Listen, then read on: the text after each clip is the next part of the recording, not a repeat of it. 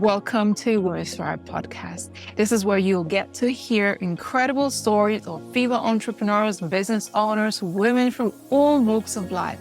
Myself, Raymond Jan, and my co-host Abigail will be interviewing incredible women, hearing inspiring stories of women from all around the world. I have no doubt that you will find something that will be life-changing for you. Make sure you hit that subscribe button and join us for our future episodes. Hi, everyone, and welcome to this new edition of our Women Thrive podcast. My name is Abigail Rebecca. I am your host, and I am absolutely delighted to be in conversation today with Melissa Rose. So Melissa Rose is the founder and CEO of Sagebush Wellness, LLC.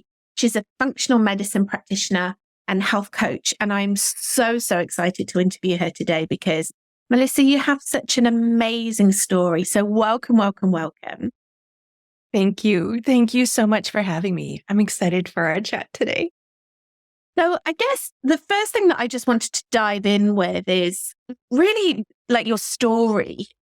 Can you just explain like a little bit about what you do, who you are, what your vision is in this world and why you do it? I think that's really important that we understand the reasons why we do our beautiful work, and yours in particular is such a personal story.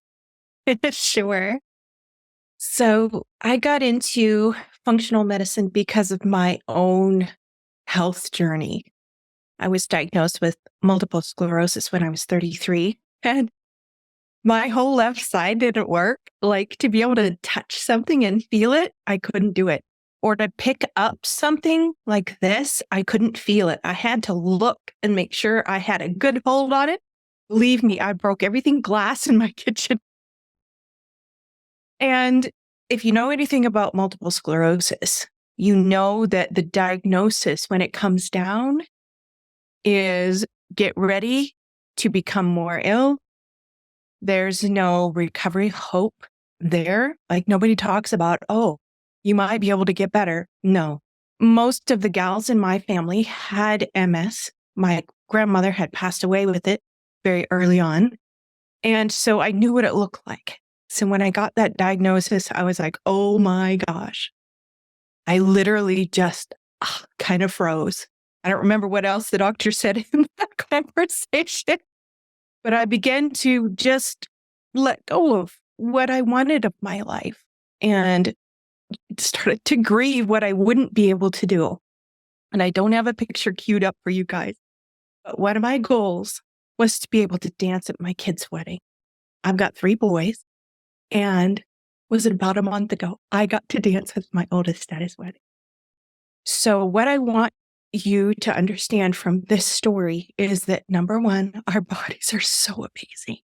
And number 2, if you have a deep knowing in your inside, deep inside, that this is not the path for me, this is not what I want. I don't believe that this is the end of my story. And into that. But that's why I got into functional medicine, is because when I started to get better, I found a practitioner who did for me much what I do for other people. And I started to get better. And I started to think, what if I get to actually do life? What if I'm not going to be bedridden by the time I'm 45 and passed by the time I'm 50? I'm 47. What if I could? And I started leaning into that. My body started getting better. And I was like, okay, this is not supposed to be able to happen. I need to figure out how to help other people figure out what's happening in their bodies and help them get better. Because I don't want anyone to have to walk down the road I did without hope. That's why I do what I do. I have this crazy inner belief, like solid inside of me, that our bodies are amazing. And when we can figure out what is going on and we can help our bodies address those effectively, we can be well. Beautiful story. So much for sharing. And I'm sure so many people that are listening now will be able to resonate. I certainly can. My mother was diagnosed with MS when I was 1 year old. So I didn't know my mother before she had MS. So we relate to your story. Can I just take you back to when you were diagnosed with multiple sclerosis. And obviously you had a good understanding, a perception of what that may be like for you because of the family members, your grandmother in particular that you mentioned there. How did that feel in that moment? And then what was there that created that opportunity in your life for hope? I love that question because in the session with the neurologist that he gave me my diagnosis, I literally kind of shut down, and he was wanting me to choose from 2 different drugs to start using. And I didn't know anything about them, but I just knew that wasn't for me. And for some people it is. Don't carry grief or feeling bad about it if that was your choice. I just knew it wasn't for me. So I walked out, and literally I didn't have any hope at that time. I was just like, I'll just do the best I can, go with life, enjoy what I've got left, done. And I didn't do anything. And it wasn't until my family moved to a different state, actually, in a different city for work, that a new friend of mine was like, okay, you need to come see my doc. And I went to see a chiropractor, a kinesiologist, for something entirely different. And then he was like, okay, how about if we work on the rest of you? I'm like, what does that mean? Okay, sure, whatever. I'm down. So we started working on me, and my body started to get better. And it wasn't until I started to see change in my body that hope started to flourish. And I was like, oh my, what if this actually stays? What if the feeling in my hand stays? What if I'm not tripping all the time and dragging my left leg and hanging onto walls all the time? What if I can carry the laundry basket and walk across the floor instead of hanging onto the wall, onto the couch? What if I could? That's when hope was really born for me, when I started to see my body change. Your story is so inspirational. And when you tell your story, to be with you in that situation and with your physicality of your body, and then to look at you now, today, it's incredible. It's almost miracle-like, this transformation. How long did it take you from that first encounter with someone that would be able to help you potentially change your health to the functionality of where you are now? How long was that journey for you? So it took me about 2.5 years for the last symptom, which was if I closed my eyes and I was standing, I would just fall over. I couldn't balance. I didn't have the ability to stay upright with my eyes closed. I had to have my eyes or touching something so I knew I was still up. Does that make sense? Mm-hmm. It took about 2.5 years for that all to go away. And one of the things I like to lean into is, like, both my practitioner and myself, neither one of us had expectations that I would completely recover, to be honest, because the nerve damage looked like it was deep enough and long enough. My first symptom was when I was 9 years old. I had MS for a really long time. So we didn't walk into this going, oh, it's all going to be better. It's all going to be amazing. We were like, okay, just support your body and let's just see where it goes. And that is still the same outlook that I share with my clients is let's lean in, let's support your body. Let's look at what's causing this in your body. Let's address it and let's see what your body does in response. I didn't know I was going to have this. So I'd really love if you could break this down for us then. So you've been through on this huge journey, this huge process, and now you in turn, you help your clients to do the same. So what are the main principles of your process, and what was it that made the most transformation within your health? Let me start with what made the most difference in my health. So to be honest, It was opening my mind to the possibility that my body might be able to get better. Because if I wouldn't have let myself believe that, or at least have the option to believe that, I don't think I would have recovered like I was able to. My mind would have stopped the process.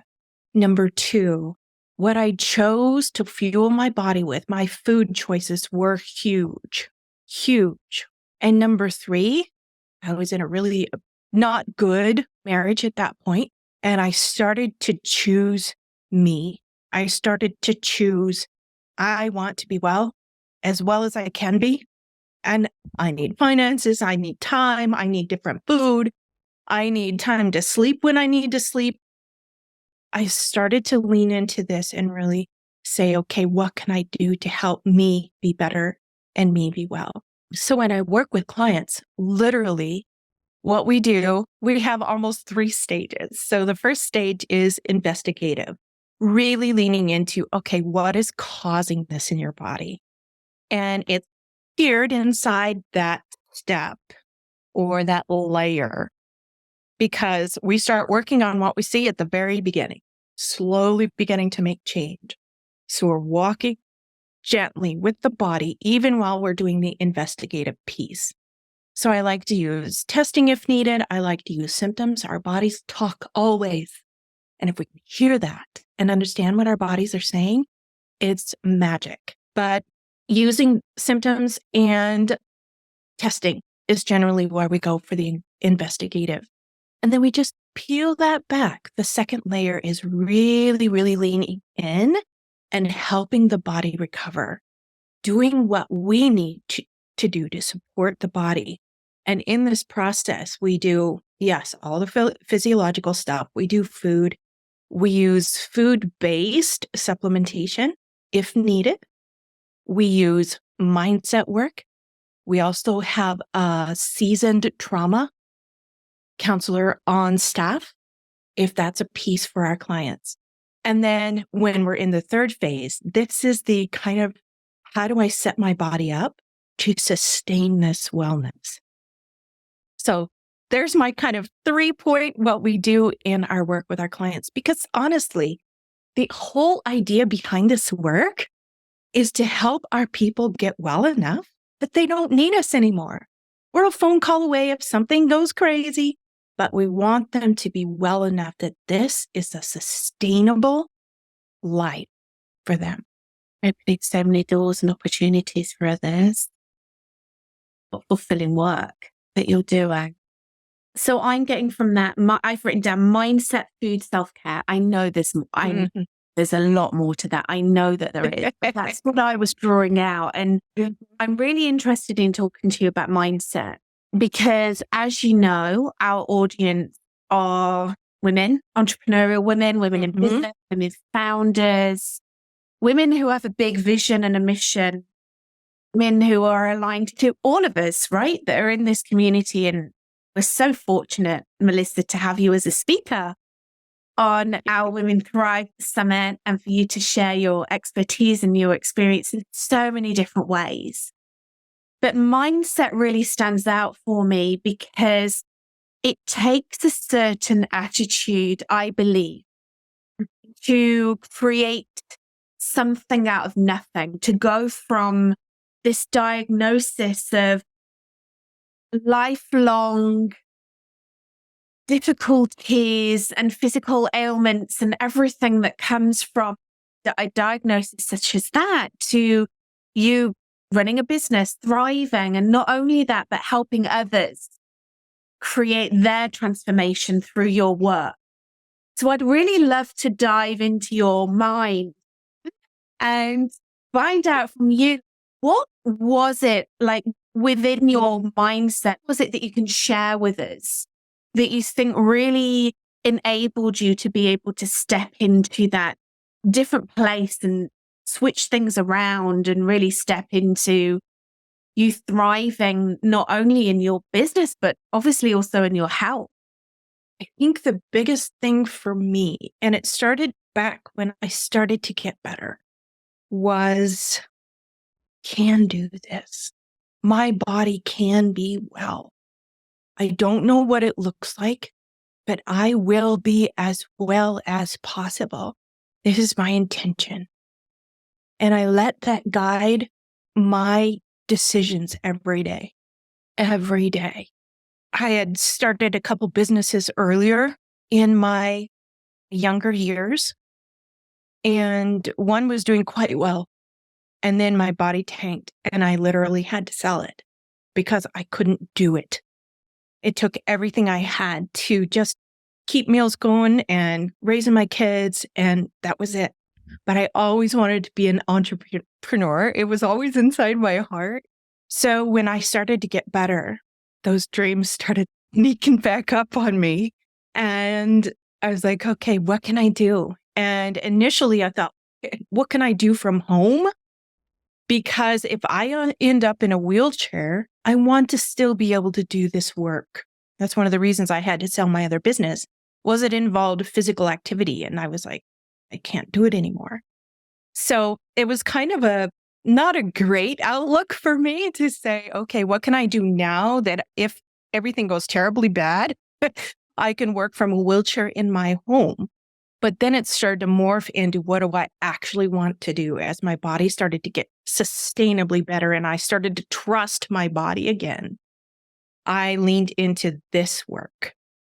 And so when we're thinking about how to be well and the mindset, so many of like myself, but then other ladies who are entrepreneurs who are doing this work, they have a big vision right here. And they need their body to back them up. We work on switching that from I'm doing this and I need my body to back me up to I am backing my body up so that I can do this. Does that make sense? It does. It's switching the base from I need my body to do this so I can do what my heart work is to I really am leaning into my body. What does my body need? Who do I need as a person? And as this beautiful unit that I get to be, how do I support this so then I can do my heart work, my heartbeat work? Such a repositioning, right? Just flipping it around, huge impact. Obviously, it had a huge impact on you and your health. What were you doing differently? Can you maybe share with us some tangible takeaways? If we've got anyone that is listening to this, watching this, which I'm sure that we have, that's maybe suffering from some poor health or maybe something else has happened within their lives. And what can you share with us today that really helped you that maybe we can incorporate into a daily practice or a way of being or just like something tangible that we can take away? So there's a couple things I would like to share. One is lean into the deep knowing right here. And sometimes we have to get quiet and still, away from all the noise, including the noise in our head. Just get quiet and still and lean into this deep knowing who we are and what do we need to be our most well. And for some people, it's different things. But leaning into that deeply until you can understand it, and then being able to lean into, okay, how can I make this real for me? So it's not something that I started out doing early in my recovery journey, but I wish I would have, is making time for meditation for myself. Leaning in, getting quiet, really letting and I'm going to talk from a physiological standpoint, really letting the nervous system go and just rest for a minute. If you can figure out a way to do that for yourself, that can be one of the tools that you can lean into and use to go deep here and really listen and get quiet. Because when you understand what your body needs, and you understand even one little bitty thing that you can do, for me, it was mouth stuff. I need saying, I need this. Because I would never speak what I needed. It was all about my family, everything else, everybody else in my world. I took care of everybody except for me. And I started to lean into that. What do I need? And that may be the very, very first step that you can take to start seeing some movement or create space for a different way to think about how to take care of you. Does that make sense?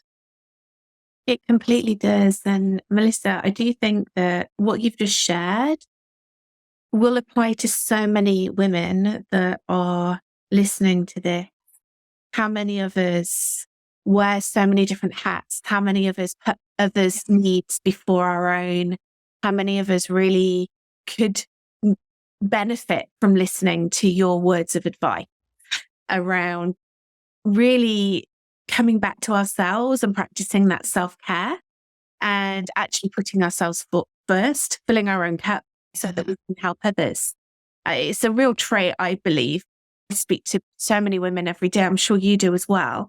And it seems to be a common theme within women that I think a lot of it is to do with how we're raised. Possibly, as caretakers, to be caring, to be a good girl. Naturally, we're mothers, we're caregivers.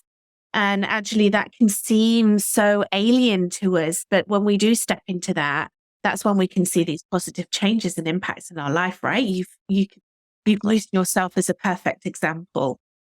You have this lovely calming influence around you. You have this beautiful aura and very calm energy. I can imagine that when people come and work with you, immediately they will find a beautiful, calm, safe space to be able to share and to be able to heal, and for you to be able to guide them beautifully through the process. How does that feel now to be able to be in service to others, to help them on that journey? That's why I get up in the morning. It fills my heart to overflowing because this work to walk beside women who didn't think they could recover, who have been, some of them sick for so long, but they have this huge vision, this huge want in their hearts to do something that changes the world and that serves others. To watch them be able to turn around what's happening in their body, begin to trust their body, and their dreams start to come back to life. Are you kidding? That is so amazing. I love it. That's why I do that. I really feel that from you. I can feel it so clearly from you. Melissa, I feel like you've shared with us an incredible journey, not just a journey to wellness, but also a journey to self-love, to self-care. And I wanted to ask you, in terms of you running a business and all the different elements that you have running a business and of course, managing this illness so beautifully, right? What can you share with all of us really in terms of self-care when we're running a business, whether we are in full health or whether there are challenges? What would you say are your biggest takeaways from this whole journey in terms of being able to manage yourself and your own health through this entrepreneurial journey and growing your business? I love that because I'm still learning. Oh, the day I know everything, that's probably the day that I need to quit. But the underlying thread of everything is I take care of my body first. So, for example, I'll just kind of walk you through what my morning looks like. So, get up, give myself about an hour for meditation, have some coffee with my husband, and go for a quick walk, and then lean into my work. I also have set aside time on Mondays and Fridays that if I need to take a half a day, I can. If my body is going, okay, I love you, Melissa, but I need some rest, I can do that. I worked in a little bit of extra time on Wednesdays too, if I need that. So this spring, my body started to have a little bit of a hiccup. And I'm like, okay, what's going on? What's going on? Really leaning in, listening, did some testing, figured out that my thyroid was having a little bit of an issue. So I knew in that moment that I needed to back off, let my body rest, do what I knew I needed to do to support my thyroid. And then I could step back in. So by May, I was good to go. But I know that in the moment, I have to listen to my body. I want to listen to my body. It's not a have to. I want to hear what my body needs first, because able to make it so that I can do this work, my body needs to be well, nourished, and thriving. So taking care of me first, taking care of my body first, and then doing what my business needs me to do. Delegation is an amazing thing. That's why we have teams. If you have a team, okay, I'm needing to step back and I need you to step up. Yeah, I love that. And I agree with everything that you're saying. I love the fact that you factor in rest days and that you give yourself permission not to work on those days. And I truly believe and support that. I never work on a Friday unless it's absolutely critical. I always give myself that time off, and very little work towards the end of the month as well. I think that we need to nourish ourselves and to give ourselves the opportunity to step back, to reflect, to rest. And that for me is just as important as the action. Exactly. Right? It's the giving and the receiving and the receiving of that rest. So I think that that's a good lesson for anyone. Yes. Any entrepreneur out there. Yes, totally. Sometimes it's hard because we have this big vision and we have these big goals and we want to do this thing that we're building. We want to be and just flourish. And if you're like me, I get these ideas in my head of where I want to be and when I want to be there. And the closer you get and you're not quite there, you just want to turn on the steam, like really, really turn on the work. And what I've learned is in those moments, and this sounds counterintuitive, but literally to lean back, just let things flow and release that expectation, because then I can still hear my body. I can still hear what my body needs. And in that space, I can go, okay, great. We have this goal. We're going to meet it by Friday. We're going to do our very, very best, but it's Wednesday and my body needs a break. So y'all, I'm checking out at 2. I'll see you on Thursday. So being able to give your body a minute, even when you're pressing in and working hard towards your goals, not losing the ability to hear what your body needs and listen to it and leaning into that, not with, oh, darn it, my body needs me to do this. No, leaning in with love, going, oh, this is how I can nourish me, because I know a nourished me is going to be able to lean into those goals much better. We're not going to be able to run our businesses if we're burnt out or sick, right? We need to be around. We need to be around, and we need to pace ourselves. Yeah.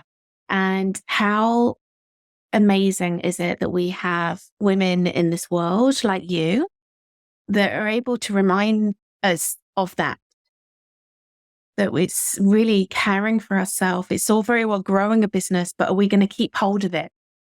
Right? We can grow a business, burn ourselves out, and then that's it. Done. Yeah. You sustain it. So it's really, really important to build these sustainable businesses. And in order to do that, we need to be in good health. But without health, we've got nothing, right?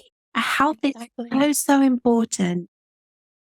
Love the work that you do. How can people find you? We're going to put the links down below to everything so that anyone who's listening to this can find you at any time in the future. But where do you hang out? What's the best place to find you? So the first place to go would be our website. It is Sagebrush Wellness, all one word, spelled just like it sounds, sagebrushwellness.com. We're also on Facebook at Sagebrush Wellness. We're on Instagram as Sagebrush Wellness. We're in LinkedIn as Sagebrush Wellness. We're on YouTube. We have a whole channel. Oh my gosh, you guys. There's so many trainings on there and free classes. Lean in. We're at Sagebrush Wellness on YouTube as well. Amazing. Thank you so much, Melissa. Thank you for sharing your wisdom with us today. So much appreciated. Thank you. Thank you for having me. Thank you for this conversation. Welcome. And thank you so much, everyone, for listening, for watching us. Be sure to catch the amazing Melissa on our Women Thrive Summit. Dependent on when you're listening to this, it's either coming up in March 2024, or if you're listening to us in the future, hello, I hope the future is bright. And you can always catch the replay. And be sure to follow Melissa on their social media platforms and on the website. And, we are so proud of our speakers and a wonderful community of women that is growing here within Women Thrive. We'd love to know your feedback, your comments. What were your major takeaways from our conversation today? Listening to Melissa sharing her story, what would you do differently? How are you going to practice self-care and put yourself first as you're growing your business? Let us be your accountability partners. Either reach out to us at Women Thrive or reach out to Melissa herself, because we would love to hear from you. We'd love to hear what your main takeaways and learns have been from this podcast. Melissa, thank you so much again, and be sure to tune into our next episode of the Women Thrive podcast. Take care, everyone. Bye. Thank you for tuning in to Women Thrive podcast. If you found today's episode empowering and inspiring, be sure to subscribe and follow us. Better yet, leave a review and share it with others. We're committed to bringing you more stories that will empower and inspire you on your own journey. Until next time, keep listening, keep learning, and keep pursuing your dreams.